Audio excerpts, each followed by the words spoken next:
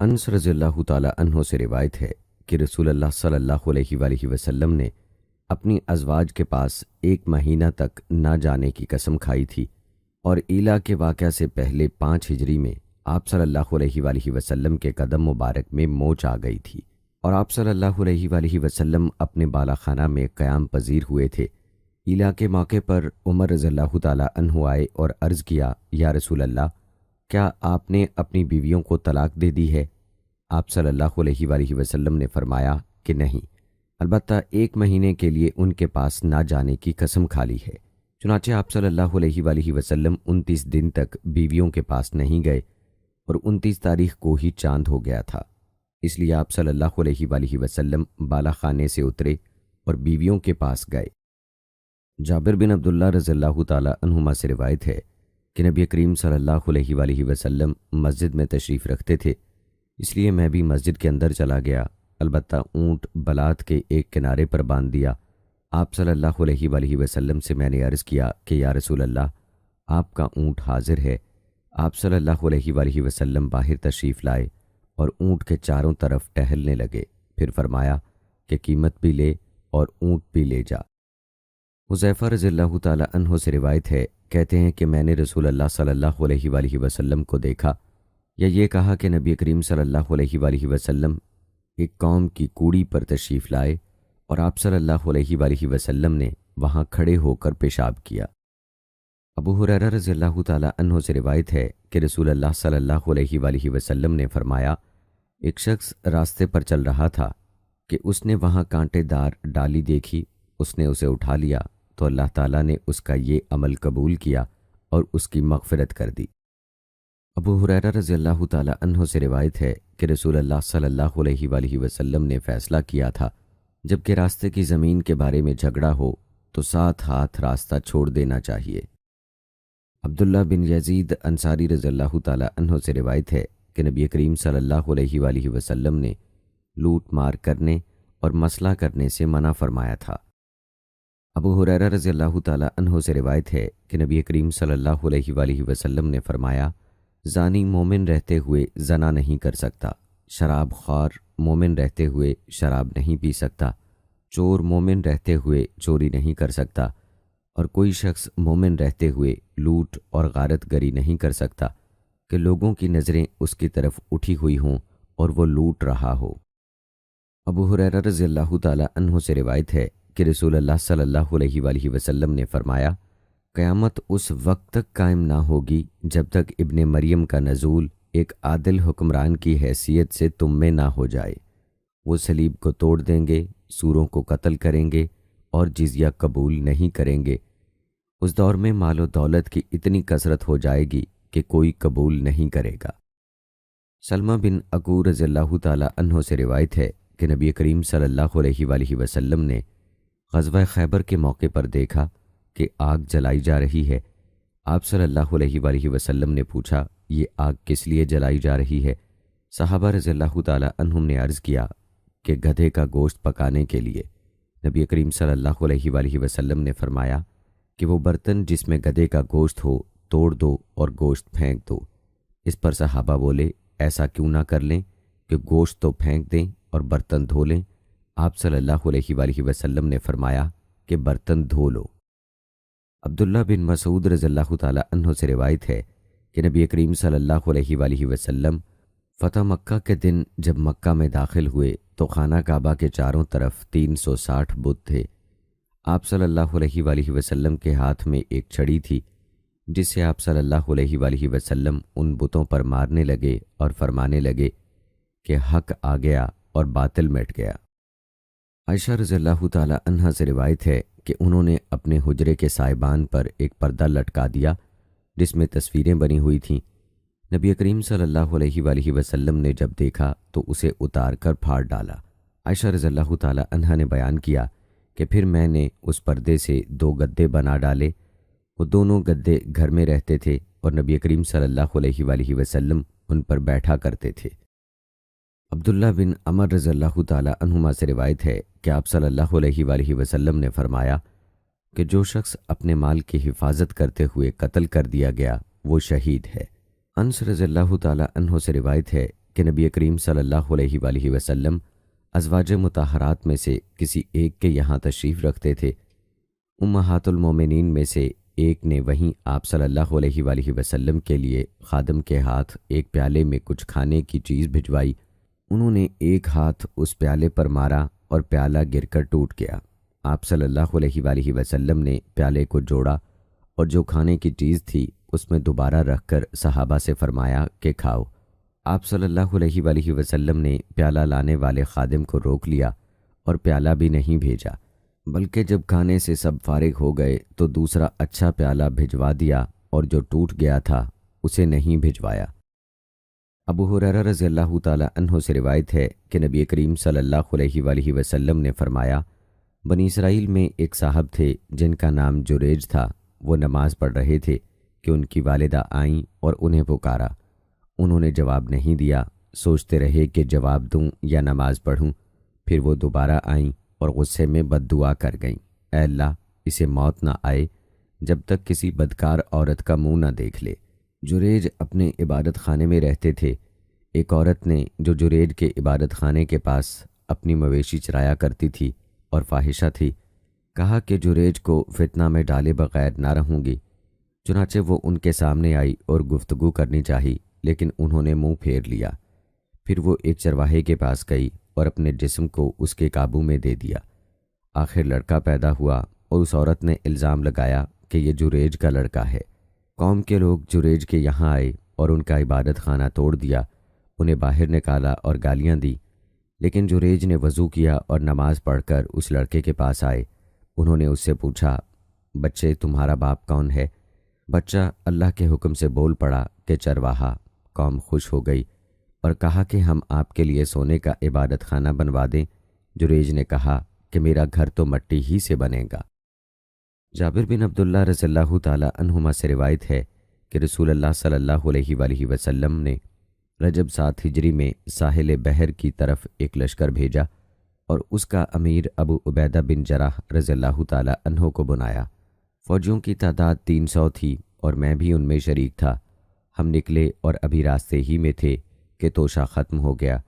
ابو عبیدہ رضی اللہ تعالی عنہ نے حکم دیا کہ تمام فوجی اپنے توشے جو کچھ بھی باقی رہ گئے ہوں ایک جگہ جمع کر دیں۔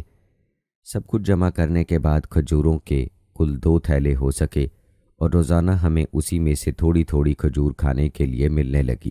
جب اس کا بھی اکثر حصہ ختم ہو گیا تو ہمیں صرف ایک ایک کھجور ملتی رہی۔ میں وہاب بن کیسان نے جابر رضی اللہ تعالی عنہ سے کہا، بھلا ایک کھجور سے کیا ہوتا ہوگا؟ انہوں نے بتلایا کہ اس کی قدر ہمیں اس وقت معلوم ہوئی جب وہ بھی ختم ہو گئی تھی۔ انہوں نے بیان کیا کہ آخر ہم سمندر تک پہنچ گئے۔ اتفاق سے سمندر میں ہمیں ایک ایسی مچھلی مل گئی جو اپنے جسم میں پہاڑ کی طرح معلوم ہوتی تھی۔ سارا لشکر اس مچھلی کو 18 راتوں تک کھاتا رہا۔ پھر ابو عبیدہ رضی اللہ تعالی عنہ نے اس کی دونوں پسلیوں کو کھڑا کرنے کا حکم دیا۔ اس کے بعد اونٹوں کو ان کو تلے سے چلنے کا حکم دیا اور وہ ان پسلیوں کے نیچے سے ہو کر گزرے، لیکن اونٹ نے ان کو چھوا تک نہیں۔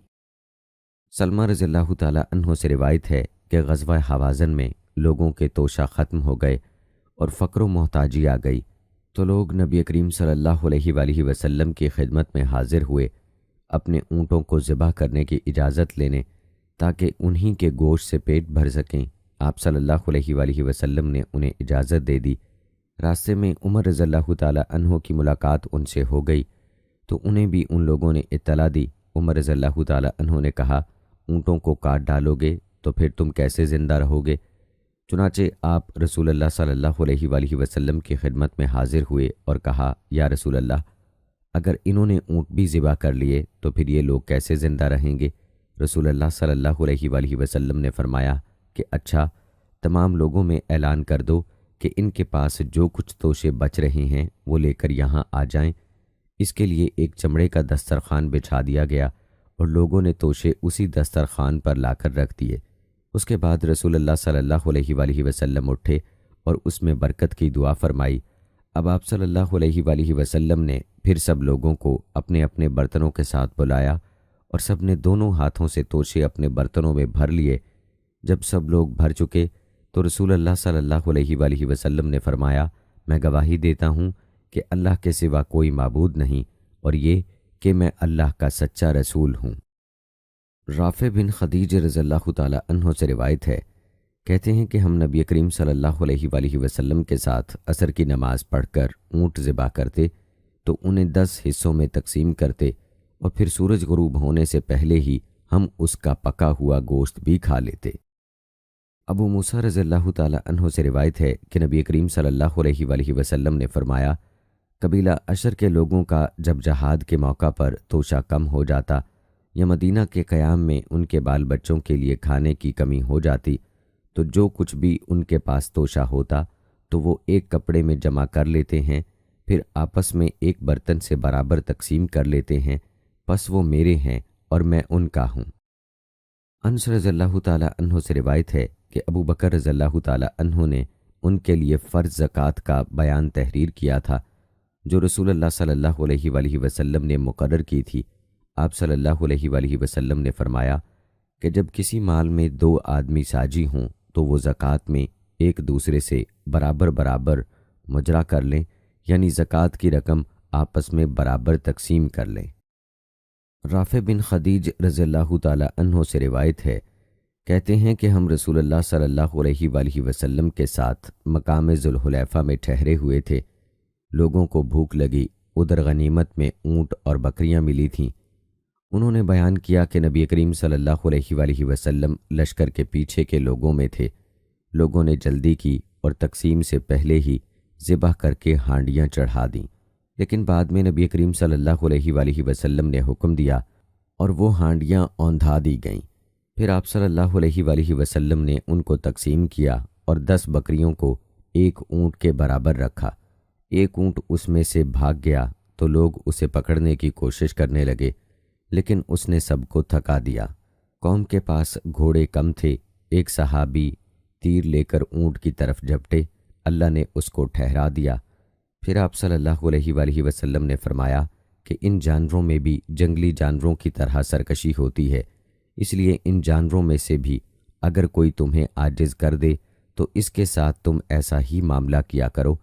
پھر میرے دادا نے عرض کیا کہ کل دشمن کے حملہ کا خوف ہے، ہمارے پاس چھریاں نہیں ہیں، تلواروں سے ذبح کریں تو ان کے خراب ہونے کا ڈر ہے، جبکہ جنگ سامنے ہے، کیا ہم بانس کے کھپچی سے ذبح کر سکتے ہیں؟ آپ صلی اللہ علیہ وآلہ وسلم نے فرمایا، جو چیز بھی خون بہا دے اور ذبیحہ پر اللہ تعالیٰ کا نام لیا گیا ہو تو اس کے کھانے میں کوئی حرج نہیں سوائے دانت اور ناخن کے۔ اس کی وجہ میں تمہیں بتاتا ہوں، دانت تو ہڈی ہے اور ناخن حبشیوں کی چھری ہے۔ عبداللہ بن عمر رضی اللہ تعالی عنہما سے روایت ہے کہ نبی کریم صلی اللہ علیہ وآلہ وسلم نے اس سے منع فرمایا تھا کہ کوئی شخص اپنے ساتھیوں کی اجازت کے بغیر دسترخوان پر 2 کھجور ایک ساتھ میں لا کر کھائے۔ جبلہ روایت بیان کرتے ہیں کہ ہمارا قیام مدینہ میں تھا اور ہم پر قحط کا دورہ ہوا۔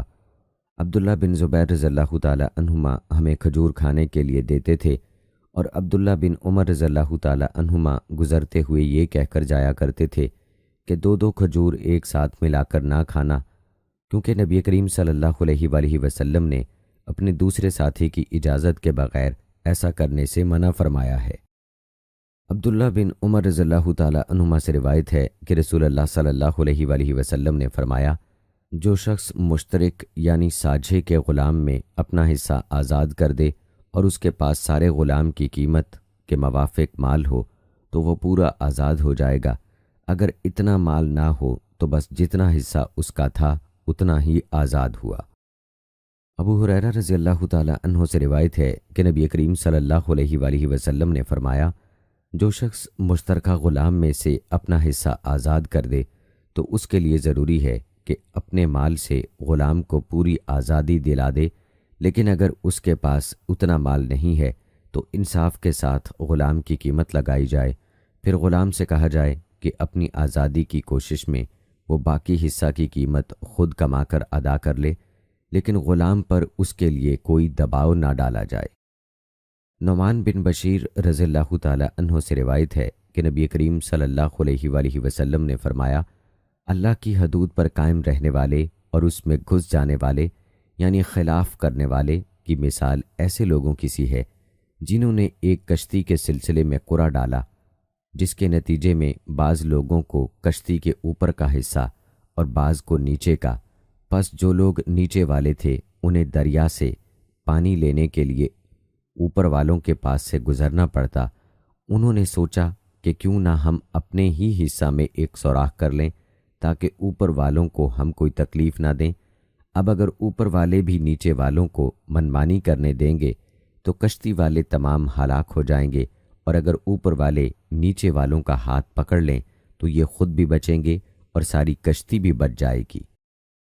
عروہ بن زبیر رضی اللہ تعالی عنہ سے روایت ہے، انہوں نے عائشہ رضی اللہ تعالی عنہا سے سورہ نساء میں اس آیت کے بارے میں پوچھا، اگر تم کو یتیموں میں انصاف نہ کرنے کا ڈر ہو تو جو عورتیں پسند آئیں 2-2 3-3 4-4 نکاح میں لاؤ۔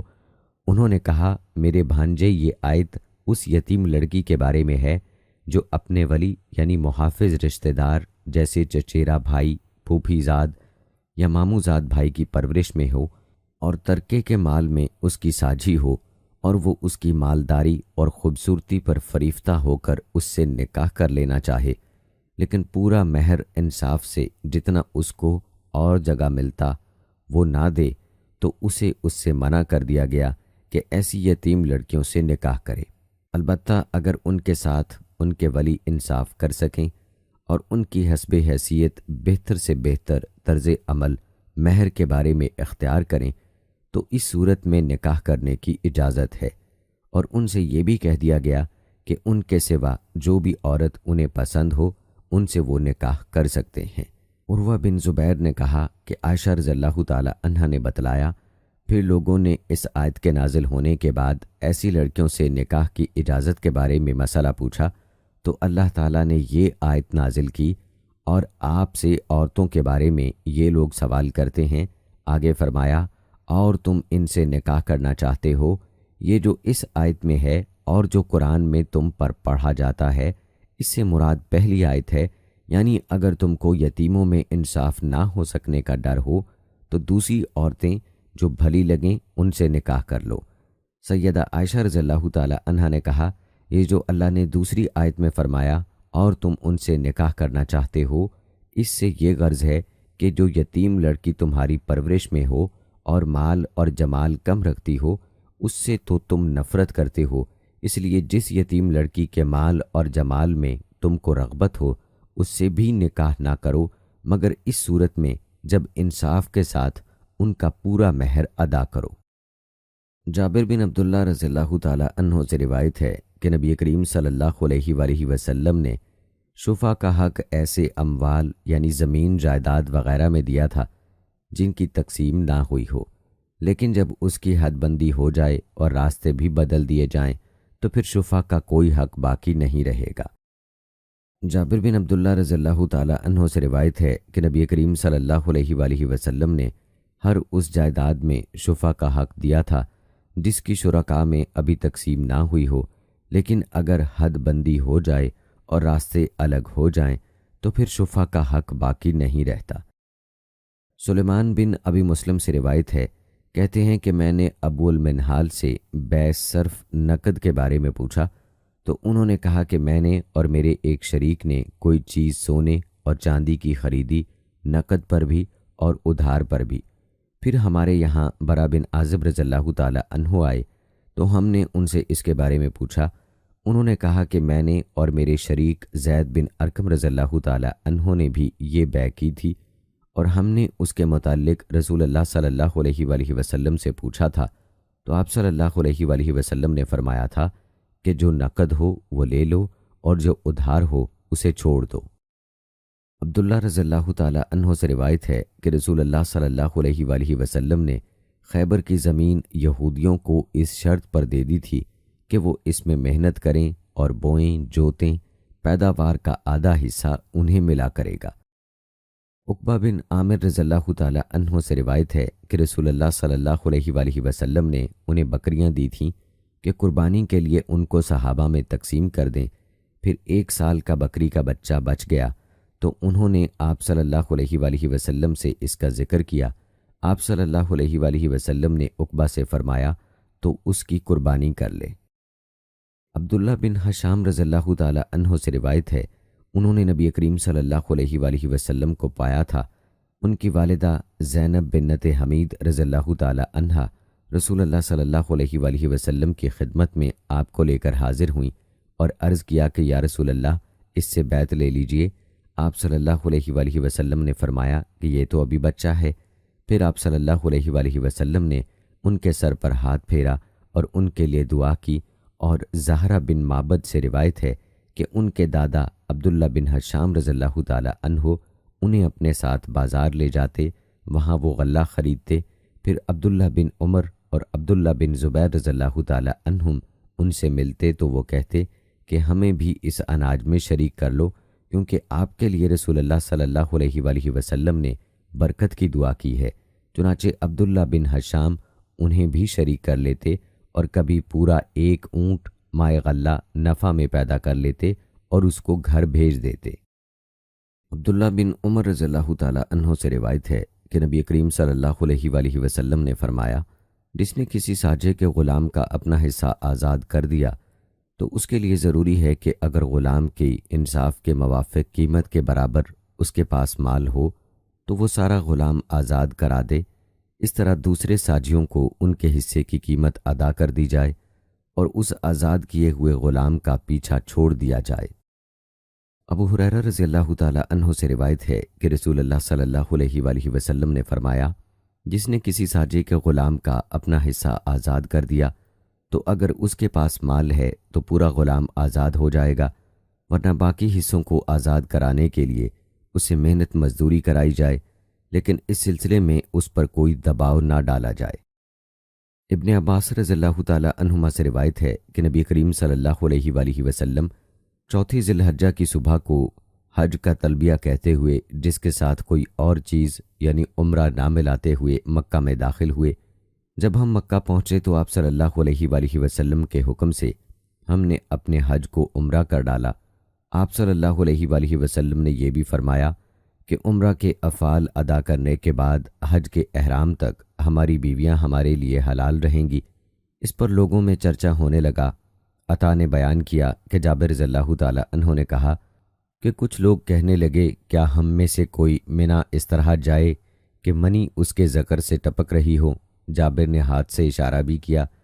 یہ بات نبی کریم صلی اللہ علیہ وآلہ وسلم تک پہنچی تو آپ صلی اللہ علیہ وآلہ وسلم خطبہ دینے کے لیے کھڑے ہوئے اور فرمایا، مجھے معلوم ہوا ہے کہ بعض لوگ اس طرح کی باتیں کر رہے ہیں۔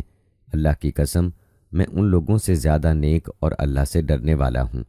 اگر مجھے وہ بات پہلے ہی معلوم ہوتی جو اب معلوم ہوئی ہے تو میں قربانی کے جانور اپنے ساتھ نہ لاتا، اور اگر میرے ساتھ قربانی کے جانور نہ ہوتے تو میں بھی احرام کھول دیتا۔ اس پر سراقہ بن مالک بن جاشم کھڑے ہوئے اور کہا، یا رسول اللہ، کیا یہ حکم حج کے ایام میں عمرہ خاص ہمارے لیے ہی ہے یا ہمیشہ کے لیے؟ آپ صلی اللہ علیہ وآلہ وسلم نے فرمایا کہ نہیں، بلکہ ہمیشہ کے لیے ہے۔ جابر رضی اللہ تعالی عنہ نے کہا، علی بن ابی طالب رضی اللہ تعالی عنہ یمن سے آئے، اب عطا اور طاؤس میں سے ایک تو یوں کہتا ہے، علی رضی اللہ تعالی عنہ نے احرام کے وقت یوں کہا تھا، لبیک بما اہل برسول اللہ صلی اللہ علیہ وآلہ وسلم، اور دوسرا یوں کہتا ہے کہ انہوں نے لبیک بحجت رسول اللہ صلی اللہ علیہ وآلہ وسلم کہا تھا۔ نبی کریم صلی اللہ علیہ وآلہ وسلم نے انہیں حکم دیا کہ وہ اپنے احرام پر قائم رہیں جیسا بھی انہوں نے باندھا ہے، اور انہیں اپنی قربانی میں شریک کر لیا۔ رافع بن خدیج رضی اللہ تعالی عنہ سے روایت ہے، کہتے ہیں کہ ہم نبی کریم صلی اللہ علیہ وآلہ وسلم کے ساتھ تہامہ کے مقام ذوالحلیفہ میں تھے۔ غنیمت میں ہمیں بکریاں اور اونٹ ملے تھے۔ بعض لوگوں نے جلدی کی اور جانور ذبح کر کے گوشت کو ہانڈیوں میں چڑھا دیا۔ پھر رسول اللہ صلی اللہ علیہ وآلہ وسلم تشریف لائے۔ آپ صلی اللہ علیہ وآلہ وسلم کے حکم سے گوشت کی ہانڈیوں کو الٹ دیا گیا۔ پھر آپ صلی اللہ علیہ وآلہ وسلم نے تقسیم میں 10 بکریوں کا ایک اونٹ کے برابر حصہ رکھا۔ ایک اونٹ بھاگ کھڑا ہوا۔ قوم کے پاس گھوڑوں کی کمی تھی۔ ایک شخص نے اونٹ کو تیر مار کر روک لیا۔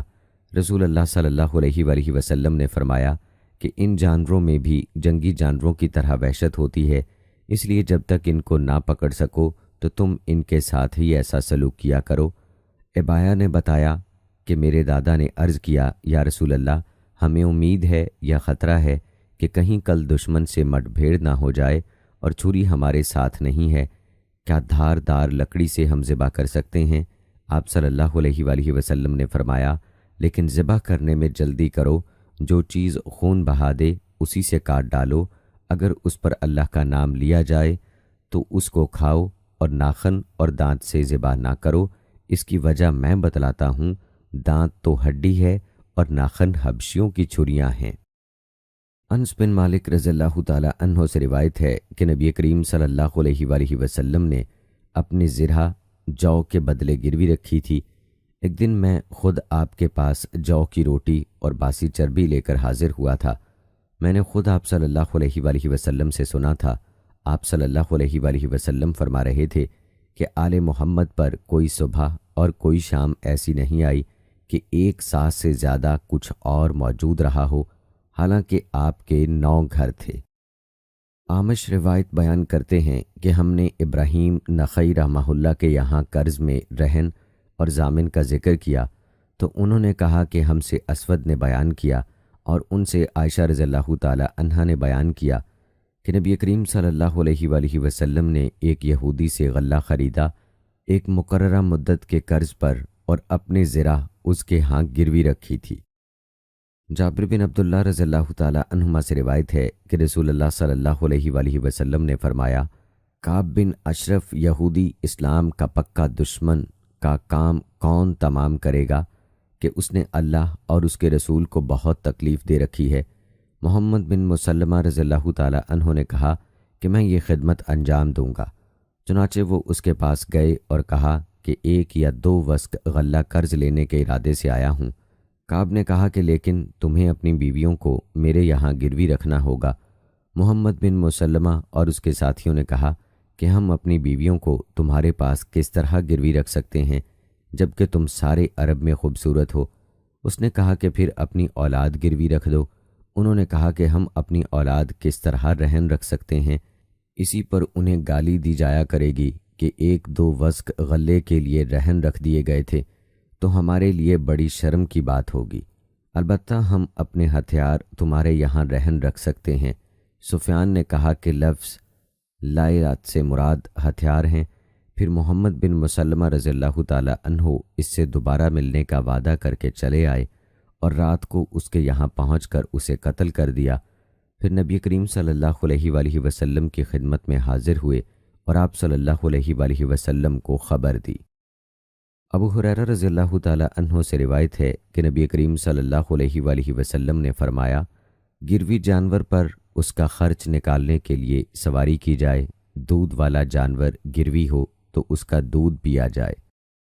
ابو ہریرہ رضی اللہ تعالی عنہ سے روایت ہے کہ رسول اللہ صلی اللہ علیہ وآلہ وسلم نے فرمایا، گروی جانور پر اس کے خرچ کے بدل سواری کی جائے، اسی طرح دودھ والے جانور کا جب وہ گروی ہو تو خرچ کے بدل اس کا دودھ پیا جائے، اور جو کوئی سواری کرے یا دودھ پیے وہی اس کا خرچ اٹھائے۔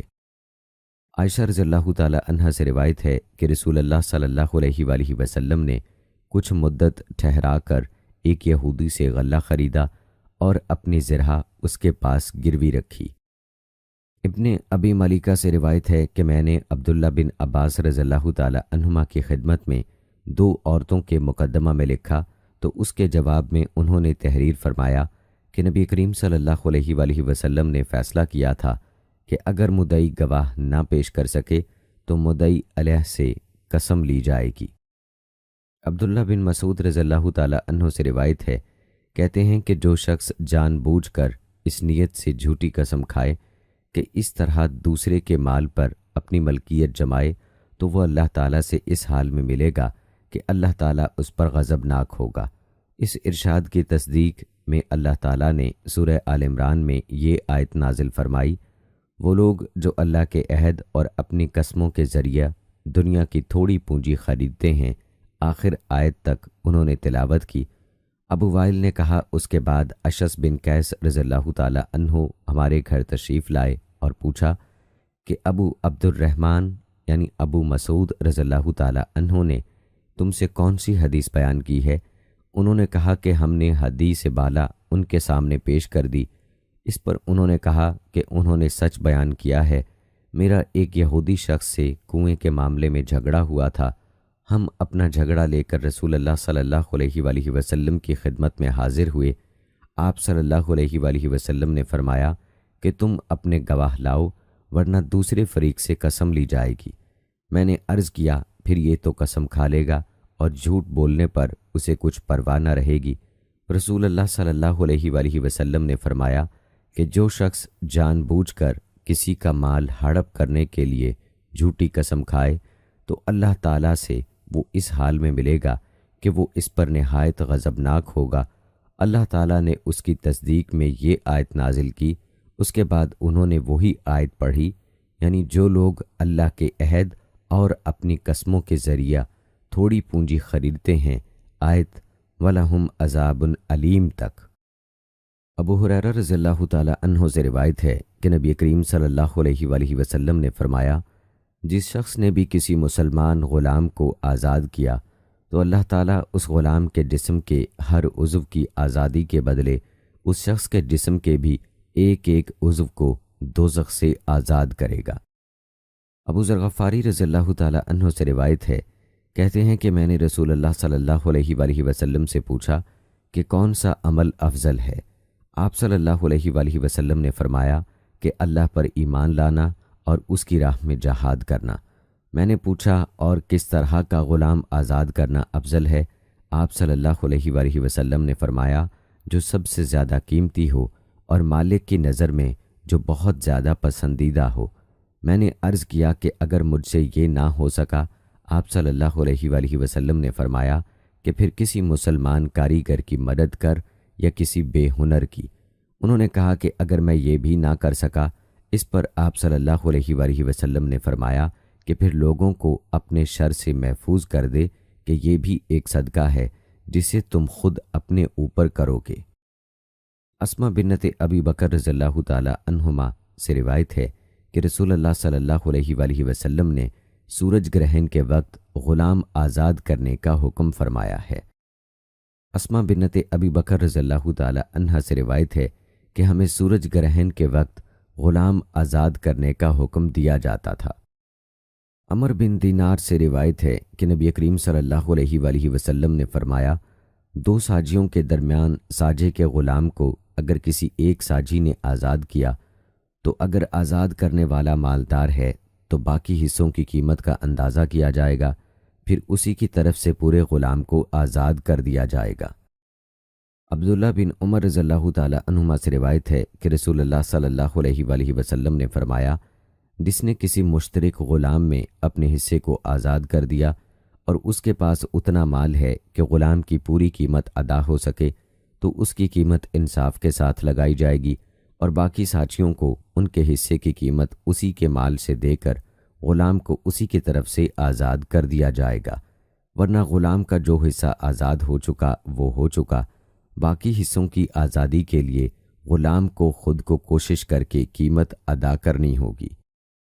ابن عمر رضی اللہ تعالی عنہما سے روایت ہے کہ رسول اللہ صلی اللہ علیہ وآلہ وسلم نے فرمایا، جس نے کسی مشترک غلام کے اپنے حصے کو آزاد کیا اور اس کے پاس غلام کی پوری قیمت ادا کرنے کے لیے مال بھی ہے تو پورا غلام اسے آزاد کرانا لازم ہے، لیکن اگر اس کے پاس اتنا مال نہ ہو جس سے پورے غلام کی صحیح قیمت ادا کی جا سکے تو پھر غلام کا جو حصہ آزاد ہو گیا وہی آزاد ہوا۔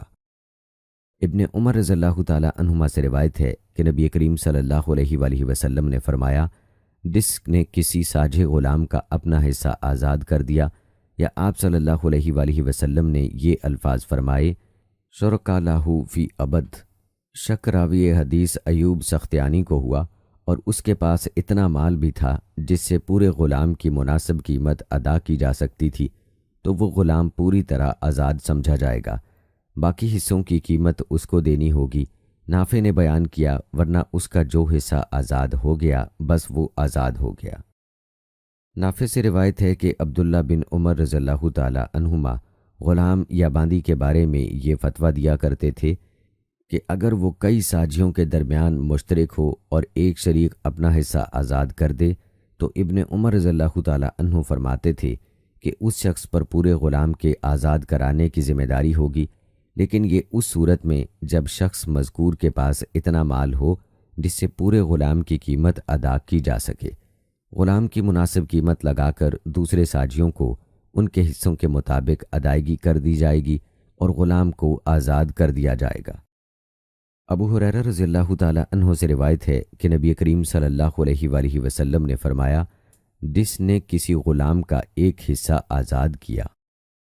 ابو ہریرہ رضی اللہ تعالیٰ عنہ سے روایت ہے کہ نبی کریم صلی اللہ علیہ وآلہ وسلم نے فرمایا، جس نے کسی ساجے کے غلام کا اپنا حصہ آزاد کیا تو اس کی پوری آزادی اسی کے ذمے ہے، بشرط یہ کہ اس کے پاس مال ہو، ورنہ غلام کی قیمت لگائی جائے گی اور اس سے اپنے بقیہ حصوں کی قیمت ادا کرنے کی کوشش کے لیے کہا جائے گا، لیکن اس پر کوئی سختی نہ کی جائے گی۔ ابو ہریرہ رضی اللہ تعالیٰ عنہ سے روایت ہے کہ رسول اللہ صلی اللہ علیہ وآلہ وسلم نے فرمایا، میری امت کے دلوں میں پیدا ہونے والے وسوسوں کو معاف کر دیا ہے جب تک وہ انہیں عمل یا زبان پر نہ لائیں۔ عمر بن خطاب رضی اللہ تعالیٰ عنہ سے روایت ہے کہ نبی کریم صلی اللہ علیہ وآلہ وسلم نے فرمایا، اعمال کا مدار نیت پر ہے اور ہر شخص کو اس کی نیت کے مطابق پھل ملتا ہے، پس جس کی ہجرت اللہ اور اس کے رسول کے لیے ہو وہ اللہ اور اس کے رسول کے لیے سمجھی جائے گی، اور جس کی ہجرت دنیا کے لیے ہوگی یا کسی عورت سے شادی کرنے کے لیے تو یہ ہجرت محض اسی کے لیے ہوگی جس کی نیت سے اس نے ہجرت کی ہے۔ ابو ہریرہ رضی اللہ تعالیٰ عنہ سے روایت ہے کہ جب وہ اسلام قبول کرنے کے ارادے سے مدینہ کے لیے نکلے تو ان کے ساتھ ان کا غلام بھی تھا۔ راستے میں وہ دونوں ایک دوسرے سے بچھڑ گئے۔ پھر جب ابو ہریرہ رضی اللہ تعالیٰ عنہ مدینہ پہنچنے کے بعد نبی کریم صلی اللہ علیہ وآلہ وسلم کی خدمت میں بیٹھے ہوئے تھے تو ان کا غلام بھی اچانک آ گیا۔ آپ صلی اللہ علیہ وآلہ وسلم نے فرمایا، ابو ہریرہ، یہ لو تمہارا غلام بھی آ گیا۔ ابو ہریرہ رضی اللہ تعالیٰ عنہ نے کہا، یا رسول اللہ، میں آپ کو گواہ بناتا ہوں کہ یہ غلام اب آزاد ہے۔ ابو ہریرہ رضی اللہ تعالیٰ عنہ سے روایت ہے کہ جب میں نبی کریم صلی اللہ علیہ وآلہ وسلم کی خدمت میں حاضر ہوا تھا تو آتے ہوئے راستے میں یہ شعر کہا تھا، ہے پیاری گو کٹھن ہے اور لمبی میری رات، پر دلائی اس نے دارالکفر سے مجھ کو نجات۔ انہوں نے بیان کیا کہ راستے میں میرا غلام مجھ سے بچھڑ گیا تھا۔ پھر جب میں نبی کریم صلی اللہ علیہ وآلہ وسلم کی خدمت میں حاضر ہوا تو اسلام پر قائم رہنے کے لیے میں نے آپ صلی اللہ علیہ وآلہ وسلم سے بیعت کر لی۔ میں ابھی آپ صلی اللہ علیہ وآلہ وسلم کے پاس بیٹھا ہی ہوا تھا کہ وہ غلام دکھائی دیا۔ رسول اللہ صلی اللہ علیہ وآلہ وسلم نے فرمایا، ابو ہریرہ، یہ دیکھ تیرا غلام بھی آ گیا۔ میں نے کہا، یا رسول اللہ، وہ اللہ کے لیے آزاد ہے۔ پھر میں نے اسے آزاد کر دیا۔ کیس سے روایت ہے کہ جب ابو ہریرہ رضی اللہ تعالیٰ عنہ آ رہے تھے تو ان کے ساتھ ان کا غلام بھی تھا۔ آپ اسلام کے ارادے سے آ رہے تھے، اچانک راستے میں وہ غلام بھول کر الگ ہو گیا۔ پھر یہی حدیث بیان کی۔ اس میں یوں ہے، اور ابو ہریرہ رضی اللہ تعالیٰ عنہ نے کہا تھا، میں آپ صلی اللہ علیہ وآلہ وسلم کو گواہ بناتا ہوں کہ وہ اللہ کے لیے ہے۔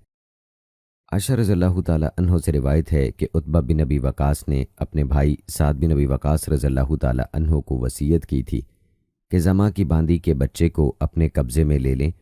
اس نے کہا تھا کہ وہ میرا لڑکا ہے۔ پھر جب فتح مکہ کے موقع پر رسول اللہ صلی اللہ علیہ وآلہ وسلم مکہ تشریف لائے تو سعد رضی اللہ تعالیٰ عنہ نے زما کی باندی کے لڑکے کو لے لیا اور رسول اللہ صلی اللہ علیہ وآلہ وسلم کی خدمت میں حاضر ہوئے۔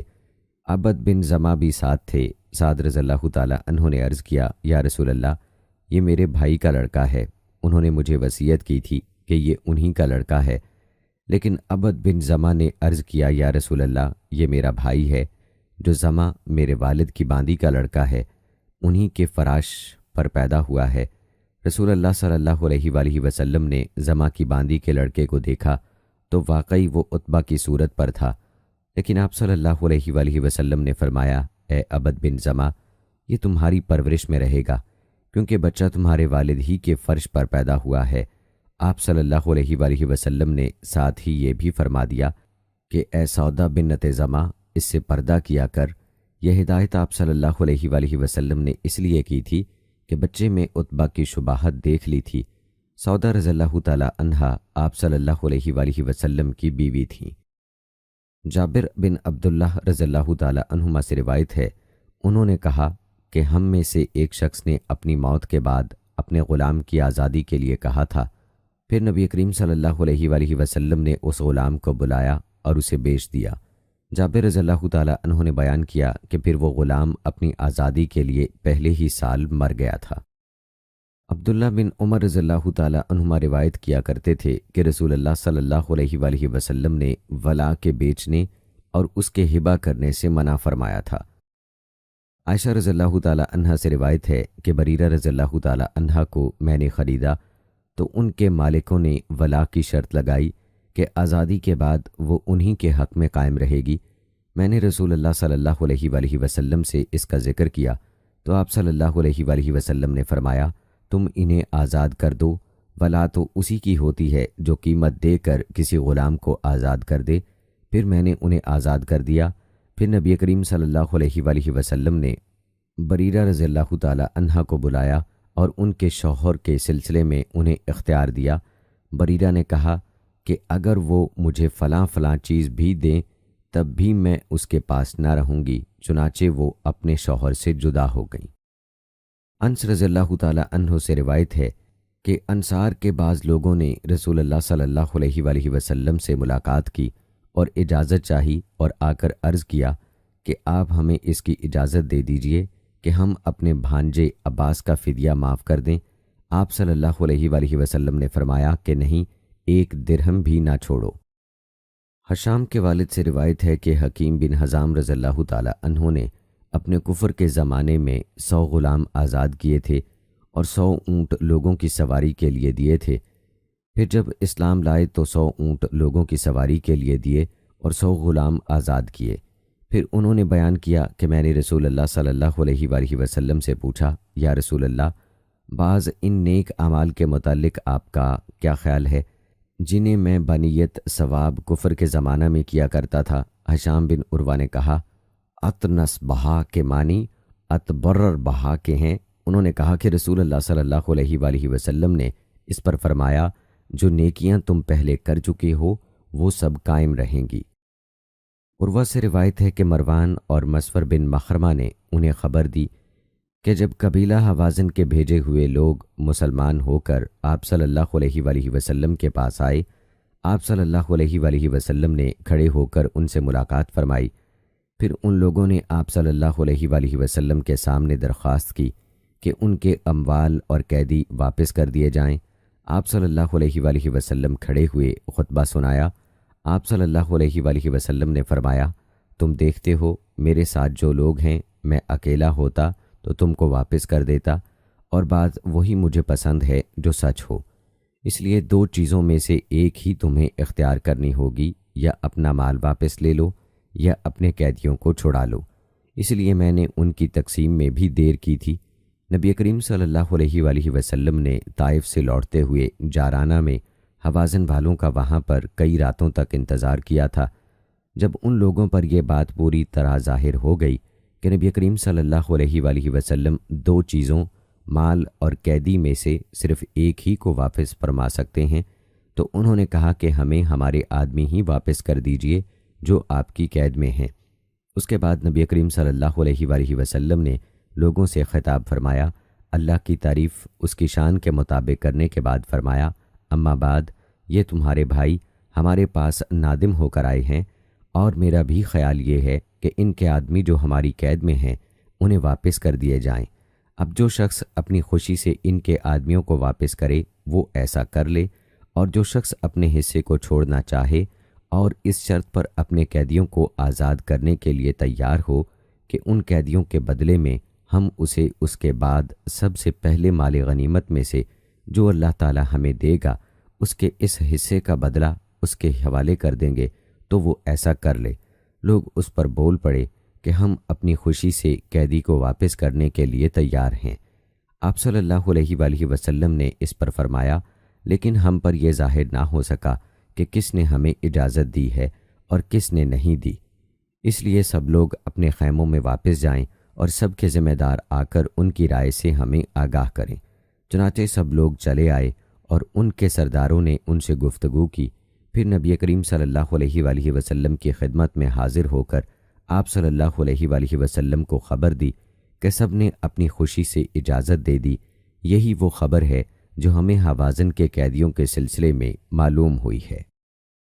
ابن اون سے روایت ہے، کہتے ہیں کہ میں نے نافع رحمہ اللہ کو لکھا تو انہوں نے مجھے جواب دیا کہ نبی کریم صلی اللہ علیہ وآلہ وسلم نے بنو مستلق پر جب حملہ کیا تو وہ بالکل غافل تھے اور ان کے مویشی پانی پی رہے تھے۔ ان کے لڑنے والوں کو قتل کیا گیا، عورتوں بچوں کو قید کر لیا گیا۔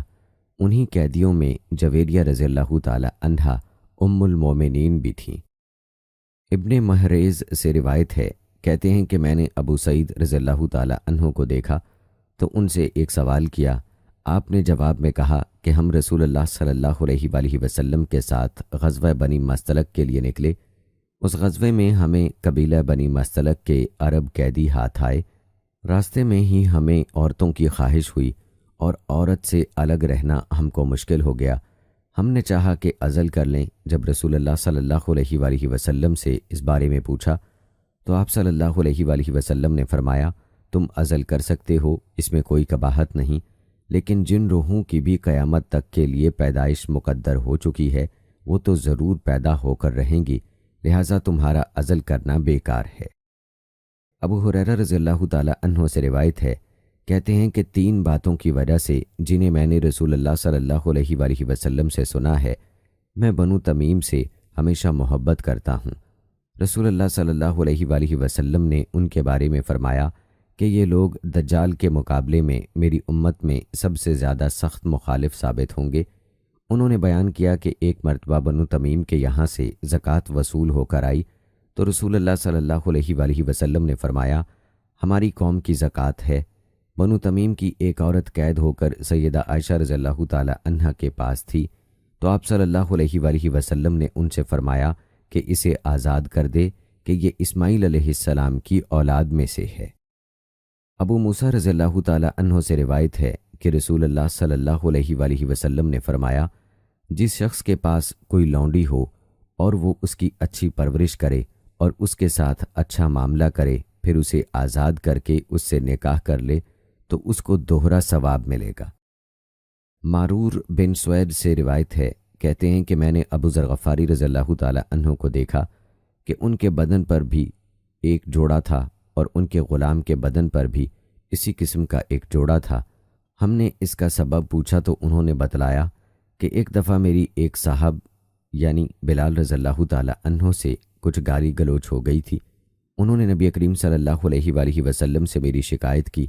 آپ صلی اللہ علیہ وآلہ وسلم نے مجھ سے پوچھا کہ کیا تم نے انہیں ان کی ماں کی طرف سے آر دلائی ہے؟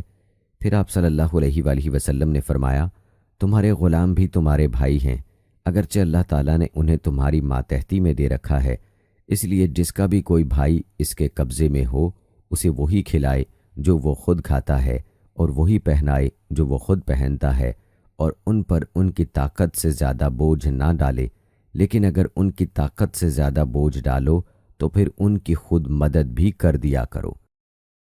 عبداللہ بن عمر رضی اللہ تعالی عنہما سے روایت ہے کہ رسول اللہ صلی اللہ علیہ وآلہ وسلم نے فرمایا، غلام جو اپنے آقا کا خیر خواہ بھی ہو اور اپنے رب کی عبادت بھی اچھی طرح کرتا ہو تو اسے دگنا ثواب ملتا ہے۔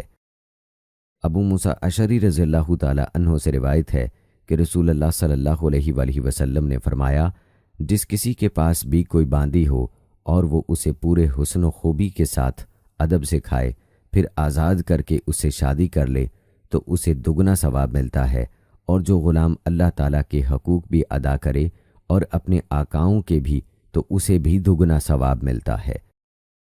ابو ہریرہ رضی اللہ تعالی عنہ روایت بیان کرتے ہیں کہ ان سے نبی کریم صلی اللہ علیہ وآلہ وسلم نے فرمایا، غلام جو کسی کی ملکیت میں ہو اور نیکوکار ہو تو اسے 2 ثواب ملتے ہیں۔ اور ابو ہریرہ رضی اللہ تعالی عنہ نے کہا، اس ذات کی قسم جس کے ہاتھ میں میری جان ہے، اگر اللہ تعالیٰ کے راستے میں جہاد، حج اور والدہ کی خدمت کی روک نہ ہوتی تو میں پسند کرتا کہ غلام رہ کر مروں۔ ابو ہریرہ رضی اللہ تعالی عنہ سے روایت ہے کہ نبی کریم صلی اللہ علیہ وآلہ وسلم نے فرمایا، کتنا اچھا ہے کسی کا وہ غلام جو اپنے رب کی عبادت تمام حسن و خوبی کے ساتھ بجا لائے اور اپنے مالک کی خیر خواہی بھی کرتا رہے۔ عبداللہ بن عمر رضی اللہ تعالی عنہما سے روایت ہے کہ رسول اللہ صلی اللہ علیہ وآلہ وسلم نے فرمایا، جب غلام اپنے آقا کی خیر خواہی کرے اور اپنے رب کی عبادت تمام حسن و خوبی کے ساتھ بجا لائے تو اسے دگنا ثواب ملتا ہے۔ ابو موسیٰ اشعری رضی اللہ تعالی عنہ سے روایت ہے کہ نبی کریم صلی اللہ علیہ وآلہ وسلم نے فرمایا، غلام جو اپنے رب کی عبادت احسن طریق کے ساتھ بجا لائے اور اپنے آقا کے جو اس پر خیر خواہی اور فرما برداری کے حقوق ہیں انہیں بھی ادا کرتا رہے تو اسے دگنا ثواب ملتا ہے۔ ابو ہریرہ رضی اللہ تعالی عنہ سے روایت ہے کہ آپ صلی اللہ علیہ وآلہ وسلم نے فرمایا، کوئی شخص کسی غلام یا کسی بھی شخص سے یہ نہ کہے، اپنے رب مراد آقا کو کھانا کھلا، اپنے رب یعنی آقا کو وضو کرا، اپنے رب کو پانی پلا، بلکہ صرف میرے سردار میرے آقا کے الفاظ کہنا چاہیے۔ اسی طرح کوئی شخص یہ نہ کہے میرا بندہ میری بندی، بلکہ یوں کہنا چاہیے میرا چھوکرا میری چھوکری میرا غلام۔ عبداللہ بن عمر رضی اللہ تعالی عنہ سے روایت ہے کہ نبی کریم صلی اللہ علیہ وآلہ وسلم نے فرمایا، جس نے غلام کا اپنا حصہ آزاد کر دیا اور اس کے پاس اتنا مال بھی ہو جس سے غلام کی واجبی قیمت ادا کی جا سکے تو اس کے مال سے پورا غلام آزاد کیا جائے گا، ورنہ جتنا آزاد ہو گیا ہو گیا۔ عبداللہ بن عمر رضی اللہ تعالی عنہما سے روایت ہے کہ رسول اللہ صلی اللہ علیہ وآلہ وسلم نے فرمایا، تم میں سے ہر شخص حاکم ہے اور اس کی رعایا کے بارے میں سوال ہوگا، پس لوگوں کا واقعی امیر ایک حاکم ہے اور اس سے اس کی رعایا کے بارے میں سوال ہوگا، اور ہر آدمی اپنے گھر والوں پر حاکم ہے اور اس سے اس کی رعایا کے بارے میں سوال ہوگا، اور عورت اپنے شوہر کے گھر اور اس کے بچوں پر حاکم ہے، اس سے اس کی رعایا کے بارے میں سوال ہوگا، اور غلام اپنے آقا یعنی سید کے مال کا حاکم ہے اور اس سے اس کی رعیت کے بارے میں سوال ہوگا۔ پس جان لو کہ تم میں سے ہر ایک حاکم ہے اور ہر ایک سے اس کی رعیت کے بارے میں قیامت کے دن پوچھ ہوگی۔ ابو ہریرہ اور زید بن خالد رضی اللہ تعالی عنہما سے روایت ہے کہ نبی کریم صلی اللہ علیہ وآلہ وسلم نے فرمایا، جب باندی زنا کرائے تو اسے بطور حد شرعی کوڑے لگاؤ، پھر اگر کرائے تو اسے کوڑے لگاؤ۔ تیسری یا چوتھی بار میں آپ صلی اللہ علیہ وآلہ وسلم نے فرمایا کہ پھر اسے بیچ دو، خواہ قیمت میں ایک رسی ہی ملے۔ ابو ہریرہ رضی اللہ تعالی عنہ سے روایت ہے کہ نبی کریم صلی اللہ علیہ وآلہ وسلم نے فرمایا کہ جب کسی کا غلام کھانا لائے اور وہ اسے اپنے ساتھ کھلانے کے لیے نہ بٹھا سکے تو اسے ایک یا دو نوالے ضرور کھلا دے، یا آپ صلی اللہ علیہ وآلہ وسلم نے لقمتین کے بدل اقلت و اقلتین فرمایا، یعنی ایک یا دو لقمے، کیونکہ اس نے اس کو تیار کرنے کی تکلیف اٹھائی ہے۔ عبداللہ بن عمر رضی اللہ تعالی عنہما سے روایت ہے کہ آپ صلی اللہ علیہ وآلہ وسلم نے فرمایا، ہر آدمی حاکم ہے اور اس سے اس کی رعایا کے بارے میں سوال ہوگا، امام حاکم ہے اور اس سے اس کی رعیت کے بارے میں سوال ہوگا، مرد اپنے گھر کے معاملات کا افسر ہے اور اس سے اس کی رعایا کے بارے میں سوال ہوگا، عورت اپنے شوہر کے گھر کی افسر ہے اور اس سے اس کی رعایا کے بارے میں سوال ہوگا، خادم اپنے آقا یعنی سید کے مال کا محافظ ہے اور اس سے اس کے بارے میں سوال ہوگا۔ ابو ہریرہ رضی اللہ تعالی عنہ سے روایت ہے کہ نبی کریم صلی اللہ علیہ وآلہ وسلم نے فرمایا، جب کوئی کسی سے جھگڑا کرے تو چہرے پر مارنے سے پرہیز کرے۔ عائشہ رضی اللہ تعالی عنہا سے روایت ہے کہ بریرہ رضی اللہ تعالی عنہا کے پاس آئیں اپنے مکاتبت کے معاملہ میں ان کی مدد حاصل کرنے کے لیے۔ بریرہ رضی اللہ تعالی عنہا کو 5 اوقیہ چاندی 5 سال کے اندر 5 قسطوں میں ادا کرنی تھی۔ عائشہ رضی اللہ تعالی عنہا نے کہا، انہیں خود بریرہ رضی اللہ تعالی عنہا کے آزاد کرانے میں دلچسپی ہو گئی تھی۔ عائشہ رضی اللہ تعالی عنہا نے فرمایا، یہ بتاؤ اگر میں انہیں ایک ہی مرتبہ چاندی کی یہ 5 اوقیہ ادا کر دوں تو کیا تمہارے مالک تمہیں میرے ہاتھ بیچ دیں گے؟ پھر میں تمہیں آزاد کر دوں گی اور تمہارے ولا میرے ساتھ قائم ہو جائے گی۔ بریرہ رضی اللہ تعالی عنہا اپنے مالکوں کے ہاں گئیں اور ان کے آگے یہ صورت رکھی انہوں نے کہا کہ ہم یہ صورت اس وقت منظور کر سکتے ہیں کہ رشتہ ولا ہمارے ساتھ رہے۔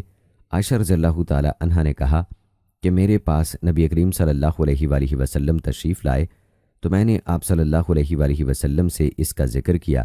آپ صلی اللہ علیہ وآلہ وسلم نے فرمایا کہ تو خرید کر بریرہ رضی اللہ تعالی عنہا کو آزاد کر دے، ولا تو اس کی ہوتی ہے جو آزاد کرے۔ پھر رسول اللہ صلی اللہ علیہ وآلہ وسلم نے لوگوں کو خطاب فرمایا کہ کچھ لوگوں کو کیا ہو گیا ہے جو معاملات میں ایسی شرطیں لگاتے ہیں جن کی کوئی جڑ یعنی دلیل بنیاد کتاب اللہ میں نہیں ہے۔ بس جو شخص کوئی ایسی شرط لگائے جس کی کوئی اصل دلیل بنیاد کتاب اللہ میں نہ ہو تو وہ شرط غلط ہے۔ اللہ تعالیٰ کی شرط ہی زیادہ حق اور زیادہ مضبوط ہے۔ عائشہ رضی اللہ تعالی عنہا سے روایت ہے کہ بریرہ رضی اللہ تعالی عنہا ان کے پاس اپنے معاملہ مکاتبت میں مدد لینے آئیں۔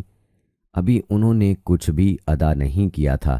عائشہ رضی اللہ تعالی عنہا نے ان سے کہا کہ تو اپنے مالکوں کے پاس جا، اگر وہ پسند کریں کہ تیرے معاملہ مکاتبت کی پوری رقم میں ادا کروں اور تمہاری ولا میرے ساتھ قائم ہو تو میں ایسا کر سکتی ہوں۔ بریرہ رضی اللہ تعالی عنہا نے یہ صورت اپنے مالکوں کے سامنے رکھی، لیکن انہوں نے انکار کیا اور کہا کہ اگر وہ عائشہ رضی اللہ تعالی عنہا تمہارے ساتھ ثواب کی نیت سے یہ کام کرنا چاہتی ہیں تو انہیں اختیار ہے، لیکن تمہاری ولا تو تمہارے ہی ساتھ رہے گی۔ عائشہ رضی اللہ تعالی عنہا نے اس کا ذکر رسول اللہ صلی اللہ علیہ وآلہ وسلم سے کیا تو آپ صلی اللہ علیہ وآلہ وسلم نے فرمایا کہ تو خرید کر انہیں آزاد کر دے، ولا تو اسی کے ساتھ ہوتی ہے جو آزاد کر دے۔ راوی نے بیان کیا کہ پھر رسول اللہ صلی اللہ علیہ وآلہ وسلم نے لوگوں سے خطاب کیا اور فرمایا کہ کچھ لوگوں کو کیا ہو گیا ہے کہ وہ ایسی شرطیں لگاتے ہیں جن کی کوئی اصل دلیل بنیاد کتاب اللہ میں نہیں ہے۔ بس جو بھی کوئی ایسی شرط لگائے جس کی اصل دلیل بنیاد کتاب اللہ میں نہیں ہے تو اس کو ایسی شرط لگانا نالائق نہیں، خواہ وہ ایسی 100 شرطیں کیوں نہ لگائے۔ اللہ تعالیٰ کی شرط ہی سب سے زیادہ معقول اور مضبوط ہے۔ عبداللہ بن عمر رضی اللہ تعالی عنہ روایت کرتے ہیں، کہتے ہیں کہ ام المومنین سیدہ عائشہ صدیقہ رضی اللہ تعالی عنہا نے ایک باندی خرید کر اسے آزاد کرنا چاہا۔ اس باندی کے مالکوں نے کہا کہ اس شرط پر ہم معاملہ کر سکتے ہیں کہ ولا ہمارے ساتھ قائم رہے۔ رسول اللہ صلی اللہ علیہ وآلہ وسلم نے عائشہ رضی اللہ تعالی عنہا سے فرمایا کہ ان کی اس شرط کی وجہ سے تم نہ رکو، ولا تو اسی کی ہوتی ہے جو آزاد کرے۔ عائشہ رضی اللہ تعالی عنہا سے روایت ہے کہ بریرہ رضی اللہ تعالی عنہا آئیں اور کہا کہ میں نے اپنے مالکوں سے 9 اوقیہ چاندی پر مکاتبت کا معاملہ کیا ہے، ہر سال 1 اوقیہ مجھے ادا کرنا پڑے گا، آپ بھی میری مدد کریں۔ اس پر عائشہ رضی اللہ تعالی عنہا نے کہا کہ اگر تمہارے مالک پسند کریں تو میں انہیں یہ ساری رقم ایک ہی مرتبہ دے دوں اور پھر تمہیں آزاد کر دوں تو میں ایسا کر سکتی ہوں، لیکن تمہاری ولا میرے ساتھ ہو جائے گی۔ بریرہ رضی اللہ تعالی عنہا اپنے مالکوں کے پاس گئیں تو انہوں نے اس صورت سے انکار کیا۔ واپس آ کر انہوں نے بتایا کہ میں نے آپ کی یہ صورت ان کے سامنے رکھی تھی، لیکن وہ اسے صرف اس صورت میں قبول کرنے کو تیار ہیں کہ ولا ان کے ساتھ قائم رہے۔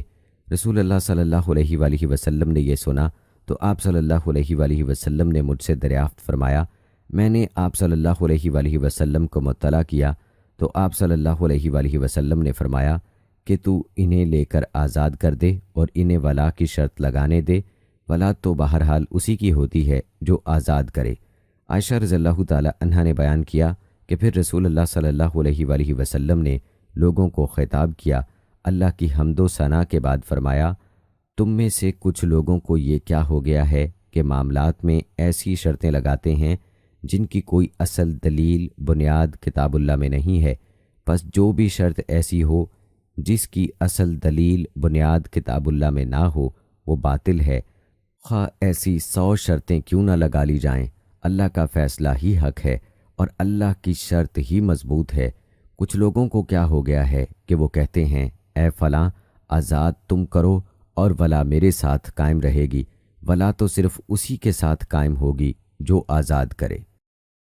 امرہ بنت عبد الرحمن سے روایت ہے کہ بریرہ رضی اللہ تعالی عنہا عائشہ رضی اللہ تعالی عنہا سے مدد لینے آئیں۔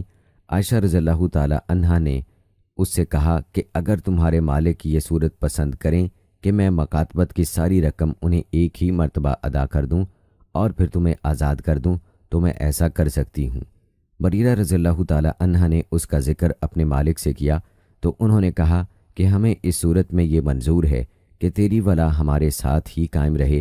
مالک نے بیان کیا، ان سے یحییٰ نے بیان کیا کہ امرہ کو یقین تھا کہ عائشہ رضی اللہ تعالی عنہ نے اس کا ذکر رسول اللہ صلی اللہ علیہ وآلہ وسلم سے کیا تو آپ صلی اللہ علیہ وآلہ وسلم نے فرمایا کہ تو اسے خرید کر آزاد کر دے، ولا تو اسی کی ہوتی ہے جو آزاد کرے۔ ایمن رضی اللہ تعالی عنہ روایت بیان کرتے ہیں کہ میں عائشہ رضی اللہ تعالی عنہ کی خدمت میں حاضر ہوا اور عرض کیا کہ میں پہلے عتبہ بن ابی لہب کا غلام تھا، ان کا جب انتقال ہوا تو ان کی اولاد میری وارث ہوئی۔ ان لوگوں نے مجھے عبداللہ ابن ابی عمر کو بیچ دیا اور ابن ابی عمر نے مجھے آزاد کر دیا، لیکن بیچتے وقت عتبہ کے وارثوں نے ولا کی شرط اپنے لیے لگا لی تھی، تو کیا یہ شرط صحیح ہے؟ اس پر عائشہ رضی اللہ تعالی عنہ نے کہا کہ بریرہ رضی اللہ تعالی عنہ میرے یہاں آئی تھیں اور انہوں نے کتابت کا معاملہ کر لیا تھا، انہوں نے کہا کہ مجھے آپ خرید کر آزاد کر دیں۔ عائشہ رضی اللہ تعالی عنہ نے کہا کہ میں ایسا کر دوں گی، لیکن مالکوں سے بات چیت کے بعد انہوں نے بتایا کہ وہ مجھے بیچنے پر صرف اس شرط کے ساتھ راضی ہیں کہ ولا انہی کے پاس رہے۔ عائشہ رضی اللہ تعالی عنہ نے کہا کہ پھر مجھے اس کی ضرورت بھی نہیں ہے۔ رسول اللہ صلی اللہ علیہ وآلہ وسلم نے بھی اسے سنایا۔ عائشہ رضی اللہ تعالی عنہ نے یہ کہا کہ آپ کو اس کی اطلاع ملی، اس لیے آپ صلی اللہ علیہ وآلہ وسلم نے عائشہ رضی اللہ تعالی عنہ سے دریافت فرمایا۔ انہوں نے صورتحال کی، آپ صلی اللہ علیہ وآلہ وسلم کو خبر دی۔ آپ صلی اللہ علیہ وآلہ وسلم نے فرمایا کہ بریرہ کو خرید کر آزاد کر دے اور مالکوں کو جو بھی شرط چاہیں لگانے دو۔ چنانچہ عائشہ رضی اللہ تعالی عنہ نے انہیں خرید کر آزاد کر دیا۔ مالکوں نے چونکہ ولا کی شرط رکھی تھی، اس لیے نبی کریم صلی اللہ علیہ وآلہ وسلم نے صحابہ کرام رضی اللہ تعالی عنہم کے ایک مجمع سے خطاب فرمایا، ولا تو اسی کے ساتھ ہوتی ہے جو آزاد کرے، اور جو آزاد نہ کریں اگرچہ وہ 100 شرطیں بھی لگا لیں، ولا پھر بھی ان کے ساتھ قائم نہیں ہو سکتی۔